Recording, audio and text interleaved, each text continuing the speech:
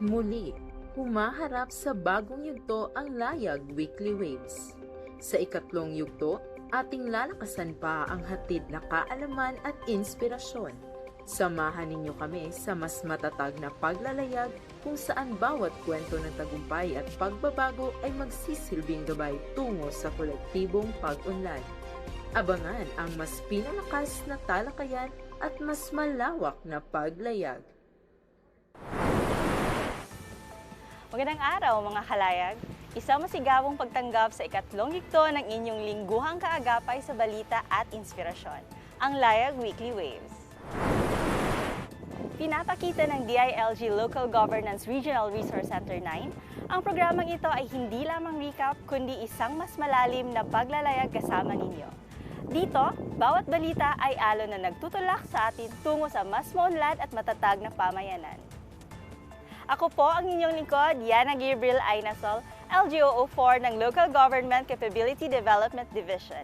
At ngayong bagong yugto, mas mainit, mas direktang hatid ang mga kwento nagpapaagos sa rehiyon. Tara't simulan na natin ang paglalayag. On June 9, 2026, DILG 9 turned over laptops to its office personnel as part of an initiative to strengthen digital governance and enhance workplace efficiency. On June 9, 2026, DILG 9 launched the project LTIA Enhancement and Feedback Plus via Google Meet, a support initiative that uses a monitoring, evaluation, and learning approach. Ahead of the 5th Layag sa 𝗪𝗚𝗪𝗲𝗏 Voters Education Program, DILG 9 conducted an ocular inspection at UZ Main Campus on June 10, 2026. A 3-day GAD training led by DILG 9 equipped local personnel with gender-responsive governance skills, reinforcing that gender equality is a cornerstone of inclusive public service. 𝗪𝗆𝗪𝗏𝗪𝗃𝗏 convened virtually on June 10, 2026 to begin assessing LGU's compliance with child-friendly governance standards, assigning specific review indicators to member agencies. The second quarter 2026 ECLIP coordination meeting, held via Zoom on June 11, 2026, gathered focal persons from Region 9 and Sulu to discuss program updates, implementation issues, and strategies. DILG 9's LGRRC core team convened on June 11, 2026 to strengthen operations, align CapDev efforts, and discuss key initiatives. 2 information system interns from MSU Marawi turned over a competency evaluation form and capacity dashboard to DILG 9, completing their 468-hour internship. NCIP 9 convened a stakeholders forum on June 11, 2026 in 𝗟𝘆 José Sr., Zamboanga del Norte to strengthen the implementation of IPMR in local legislative councils under the IPRA law. Government agencies, local officials, and DILG 9 personnel joined the 128th Philippine Independence Day celebration in Pagadian City, reaffirming their commitment to patriotism, good governance, and nation building. At iyan ang mga alon ng pagbabago na humuhubog sa ating rehiyon. Ngayon naman, lumingon tayo sa tunay na kwento nagmumula sa puso ng ating mga komunidad. Samahan natin ang ating mga field anchors para sa segment na News from the Field. Mabuhay kalayag! Ako si Casey, ang inyong gabay sa linggong ito. Ito ang DILG Layag Weekly Waves. Tara at sabay-sabay nating pakinggan ang pinakabagong balita, kwento at makabuluhang pangyayari sa lalawigan ng Zamboanga Sibugay.